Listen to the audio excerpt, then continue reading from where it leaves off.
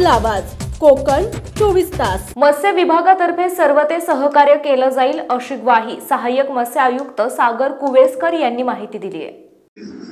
आता याच्या व्यतिरिक्त ॲज अ डिपार्टमेंट आम्ही तुम्हाला योजनेमार्फत नक्कीच मदत करू शकतो। मला कळालं तुमची पण FFPO बनवली आहे। आता FFPO नुसतं बनवून फायदा नाही, ती FFPO ॲक्टिव्ह राहणे खूप गरजेचं आहे। नाहीतर लोक काय करतात, FFPO बनवतात पण ती इनॅक्टिव्ह राहते। तसं न करता आता विभागातून ज्या योजना आहे आमच्या, जसं प्रधानमंत्री मत्स्य संपदा योजना, आता एक आम्ही नवीन जाहिरात पण दिली आहे, तर ती जनजागृती अभियान ही एक योजना आहे जी स्पेशली ट्रायबलवाल्यांसाठीच आहे। त्यात तुम्हाला 90% पर्यंत सबसिडी भेटू शकते। केंद्र हिस्सा त्यात 54% असतो आणि राज्य हिस्सा 36, असे 90% तुम्हाला सबसिडी देण्यात येते। ठीक आहे, तर 25 घटक विभागाने ॲडव्हर्टाइजमेंटमध्ये दिले आहेत ट्रायबल विलेजेससाठी। त्या घटकातून तुम्ही फायदा घेऊ शकता आणि या योजनेत तुम्ही तुमचं अहमदनगर अहिल्यानगर आहे ना, तर माझे मित्र सहाय्यक आयुक्त आहेत तिथे, अतुल पाटील म्हणून, त्यांना तुम्ही संपर्क साधा। तुमचे जे प्रस्ताव असतील, जर तुमचं गाव आहे की नाही, 400हून अधिक गावं जी निवडली गेली आहे महाराष्ट्रात, त्यात तुमच्या गावाचा जर समावेश असेल तर तुम्ही नक्की अर्ज द्या। 22 तारीख ही लास्ट, 22 डिसेंबर 6 वाजता ही लास्ट डेट आहे आणि टाईम अर्ज देण्याची त्या योजनेअंतर्गत। तर नक्की आवर्जून तुम्ही आमच्या कार्यालयाला भेट द्या आणि त्या योजनेचा फायदा घ्या। ठीक आहे, तसंच येत्या काळात मेपर्यंत आमची प्रधानमंत्री मत्स्य संपदा योजना फेज 2 सेकंड फेज लॉन्च होणार आहे। त्याला काय असं गावाची अट नाही, कुठेही कोणी अप्लाय करू शकतं, जे फिशरी रिलेटेड कुठच्याही फील्डमध्ये काम करत असतील, नसेल पण करत तरी तुम्ही त्या योजनेला नक्कीच फायदा घेऊ शकतात। आणि आता नुकताच मत्स्य व्यवसाय विभागाने किसान क्रेडिट कार्डसाठी 2 लाखापर्यंत कर्जाला सबवेन्शन जे इंटरेस्ट असतं ते माफ केले, 60% 7% इंटरेस्ट। सागरी जीव शास्त्रीय संशोधन केंद्र झाडगाव तर्फे शेततळ्यातील मत्स्य संवर्धन या विषयावर आयोजित कार्यक्रमामध्ये ज्यांना प्रशिक्षण भेटले त्यांनी समाधान व्यक्त केले।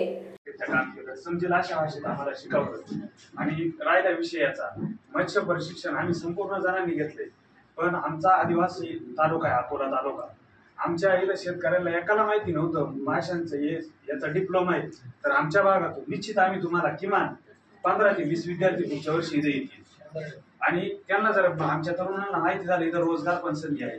तर मी खास त्याच्यासाठी आता आम्हाला तर प्रशिक्षण भेटलंच, पण आमची पुढची पिढी 100% आहे शिक्षणातून आणि तुम्ही जे सांगितलं त्याच्यावर उदरनिर्वाहासाठी आमची सुद्धा कुटुंब चांगल्या याच्यात येतील। याच्याबद्दल तुमचे मनापासून आभार मानतो आणि माझे 2 शब्द संपवतो। शेततळ्यातील मत्स्य संवर्धन याचे काय फायदे आहेत याबाबतची माहिती वरिष्ठ वैज्ञानिक डॉक्टर केतन चौधरी यांनी दिली आहे। गोष्टीची जबाबदारी ही CBBO कडे असते। तुमचं CBBO कोण आहे मला माहित नाही, परंतु तुमच्याकडे जर का CBBO असेल किंवा नसेल, तुम्ही प्रत्यक्ष आमच्याशी जर का संपर्क केला तर आम्हाला सुद्धा या सगळ्या FFPO ज्या आहेत या आम्हाला पुढे द्यायच्या आहेत। जशी आम्ही रत्नागिरी जिल्ह्यामध्ये केलेली आहे तशीच अजून एक FFPO आम्ही रायगड जिल्ह्यामध्ये केली बरं काय, त्याला करंजा हार्बर FFPO आपण म्हणतो आणि तिथे सुद्धा जवळजवळ मला वाटतं या महिन्यामध्ये आम्ही 750 आमचा जो आकडा आहे तो आम्ही पूर्ण करणार। आणि 750 जर का झालं तर आम्हाला इक्विटी कॅपिटल 15 लाख रुपये मिळतं आणि शासनाकडनं आमच्यावरती अक्षरशः दबाव आहे की 750 तुमच्याकडे झालेच पाहिजे। म्हटलं साहेब शेतीमध्ये होऊ शकतात पण मच्छीमध्ये होणं जरा कठीण आहे, हो की नाही? तर शेतीमध्ये एका गावामध्ये 1-2 गावांमध्ये 750 शेतकरी होऊन जातात आणि ते एकच पीक घेत असतात। उदाहरण मी माझ्या जिल्ह्याचं समजा घेतो, जळगाव जिल्ह्यामध्ये 750 2 गावांमध्ये होऊन जातात आणि ते केळी एक त्यांचं पीक असतं, केळी झाला, ऊस झाला, बाजरी झाली, हे सगळे पिके एका पाठून एक ते घेत असतात। परंतु फिशरीजमध्ये 750 करणं म्हणजे खूप कठीण असतं। त्यांचे सगळे जे व्यवसाय त्याच्यामध्ये खूप चांगल्या पद्धतीने आम्ही काम करतोय। त्यांना इक्विटी कॅपिटल म्हणजे समभाग जे आहेत, इक्विटी कॅपिटल आम्ही जवळजवळ 7.5 लाखापर्यंत त्यांना दिले आणि त्यांचं जे व्यवस्थापन म्हणजे मॅनेजमेंट कॉस्ट जी आहे ती सुद्धा दरवर्षी आम्ही त्यांना 3.5 लाख त्याप्रमाणे मॅनेजमेंट कॉस्ट देतो।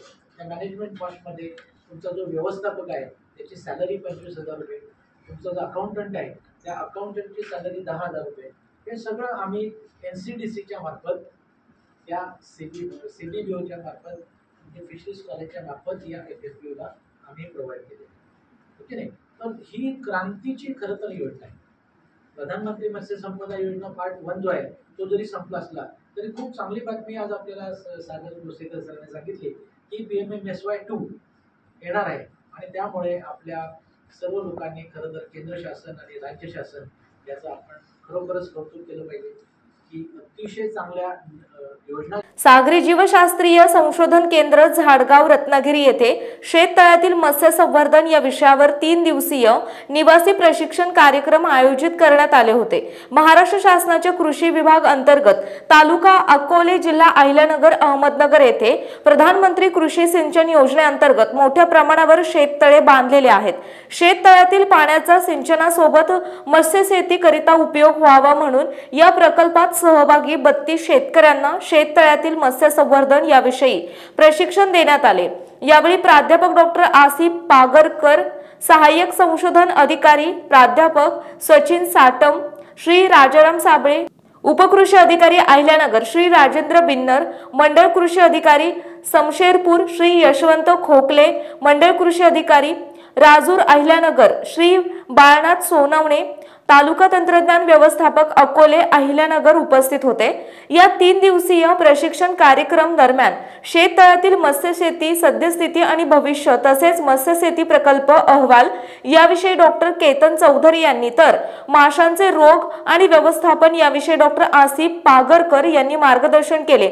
मत्स्यशेत पूर्व तयारी तसेच माशांची वाढ आणि नोंदी याविषयी प्राध्यापक नरेंद्र चौगले, माशांची बीज ओळख, वाहतूक आणि संगोपन याविषयी डॉक्टर वैभव येवले, जागेची निवड आणि तलाव बांधकाम याविषयी डॉक्टर राकेश जाधव, माशाच्या जातीविषयी श्रीम वर्षा सदावर्ते तर मत्स्य खाद्य व्यवस्थापन विषयी श्रीम अपूर्वा सावंत यांनी मार्गदर्शन केले.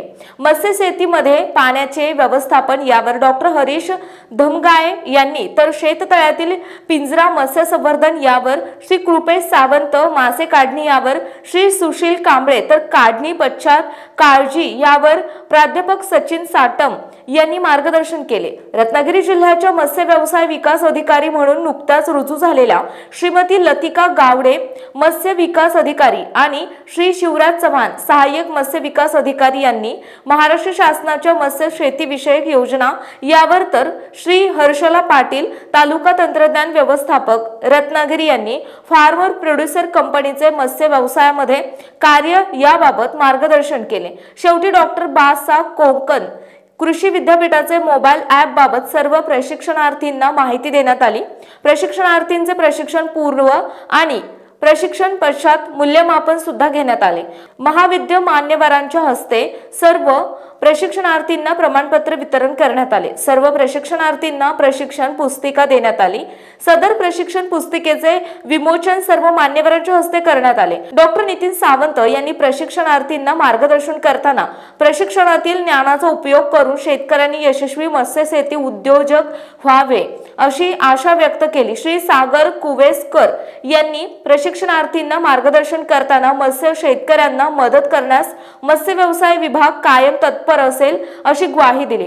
डॉक्टर केतन चौधरी यांनी प्रशिक्षणार्थींना मार्गदर्शन करताना प्रशिक्षणात प्राप्त ज्ञान आणि कौशल्याचा वापर प्रत्यक्ष शेती करताना करावा आणि विद्यापीठातील शास्त्रज्ञांसोबत सतत संपर्क ठेवून समस्या सोडवण्याचे आवाहन केले. प्रशिक्षणार्थींनी सदर प्रशिक्षण कार्यक्रम उत्तमरित्या पार पडला आणि उत्तम प्रकारचे प्रात्यक्षिक सह सखोल मार्गदर्शन लाभले. या निमित्ताने आयोजकांचे आभार मानले. कार्यक्रमाचे सूत्रसंचालन श्रीमती अपूर्वा सावंत यांनी तर सूत्र आभार प्रदर्शन प्राध्यापक सचिन साटम यांनी केले. सदर प्रशिक्षण कार्यक्रमासाठी डॉक्टर बाळासाहेब सावंत कोकण कृषी विद्यापीठ दापोलीचे कुलगुरू डॉक्टर संजय भावे, विस्तार शिक्षण संचालक डॉक्टर मकरंद जोशी आणि संशोधन संचालक डॉक्टर प्रशांत शहारे यांचे विशेष मार्गदर्शन लाभले. सदर कार्यक्रम यशस्वी पार पाडण्याकरिता डॉक्टर केतन चौधरी, वरिष्ठ वैज्ञानिक अधिकारी यांच्या मार्गदर्शनाखाली डॉक्टर आसिफ पागरकर, प्राध्यापक डॉक्टर हरीश धमगये, अभिरक्षक आणि प्राध्यापक नरेंद्र चोकले आणि प्राध्यापक सचिन साटम, सहाय्यक संशोधन अधिकारी श्रीम VR Sadavarte, Shreem AN Sawant, वरिष्ठ संशोधक सहाय्यक यांनी विशेष परिश्रम घेतले. या कार्यक्रमाकरिता श्री रमेश सावर्डेकर, वरिष्ठ प्रयोगशाळा सहाय्यक कार्यालय अधीक्षक श्री श्रीकांत तांबे, श्री मनीष शिंदे, मत्स्यालय यांत्रिक श्री जे साळवी, वरिष्ठ लिपिक श्री महेश किल्लेकर, बोट चालक श्री दिनेश कुबल, बोटमन श्री सुहास कांबळे आणि श्री राजेंद्र कडव, शिपाई श्री सचिन चव्हाण, मजूर श्री प्रवीण गायकवाड, क्षेत्र संग्राहक श्री भूमी भाटकर तसेच श्री तेजस जोशी, श्री प्रशांत पिलणकर, श्री योगेश पिलणकर, श्री दर्शन शिंदे, श्री अभिजित मयेकर, श्री केतन चव्हाण यांनी परिश्रम घेतलेत. कृषी अधिकारी आणि शेतकरी आज या ठिकाणी बाळासाहेब सावंत कोकण कृषी विद्यापीठ दापोली, सागरी जीवशास्त्र संशोधन केंद्र झाडगाव रत्नागिरी, आपण सगळे अहमदनगर जिल्ह्यामधून अकोला तालुक्यामधून आलो. हे अगोदर आम्हाला माहीतही नव्हतं, कदाचित ही आमची पहिलीची टीम असेल असं आम्हाला वाटतं. फार चांगली माहिती मिळाली, त्याबद्दल आपल्या सर्वांचं धन्यवाद. आमच्या कृषी अधिकाऱ्यांचं पण धन्यवाद आणि आपण सगळे जमून आलो, सर्वांचे धन्यवाद. एवढे बोलून मी 2 शब्द संपवतो. समंदर की गोद में पला है तू, अंगड़ाई लेते ही लहरें शुरू. आज यौवन की मस्ती छोड़, ले चलता हूं तुझे एक नए मोड़. आजा तुझे मां पुकारे अब, छेड़ देते हैं बीच से कुछ शरारत हंसी. गले लगा ले उसे ए फकीर, इंतजार कर रहा है तेरा तो. चल दे देते हैं उसे फसल की खूबसूरती तो. आजा तुझे मां पुकारे अब, उन्हें भी देनी है एक नई पहचान. आजा तुझे मां पुकारे अब. फिनोलेक्स पाइप्स पहुंचाए पानी को अपनी मां के पास. महाराष्ट्रातील तसेच कोकणातील महत्त्वाच्या बातम्या पाहण्यासाठी कोकण 24 तास न्यूज चॅनलला YouTube वर सबस्क्राइब करा आणि बेल आयकॉन प्रेस करा.